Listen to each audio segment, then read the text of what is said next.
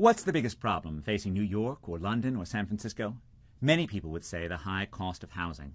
As cities have become safer and more economically successful, they have also become more expensive. Sky-high real estate prices seem to be turning many cities from places where ordinary people can find a better future to boutique towns that are affordable only to the already prosperous. The housing problem afflicts not just the wealthiest cities, but also some of the poorest ones as well.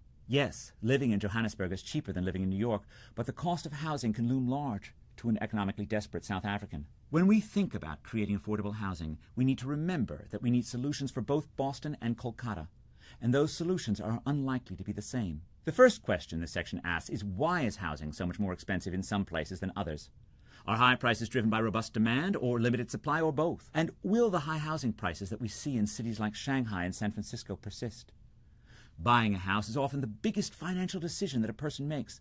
It seems sensible to think a bit about what keeps prices high. The second question is, what should be done to make cities more affordable? Does affordability require rent control or housing vouchers? Should we be subsidizing new construction or adding units of public housing? And who's going to pay for all these policies? Restricting the supply of new housing is never going to make housing less expensive. But that doesn't mean that government shouldn't regulate new housing at all. What if all the new buildings just seem to be apartments for billionaires? Should London restrict heights to preserve sightlines of St. Paul's Cathedral? Should Boston stop building to keep shadows from falling on urban parks? Should cities preserve old buildings as a reminder of our urban past? Too many great cities have become too expensive. We need to understand why and what can be done about it.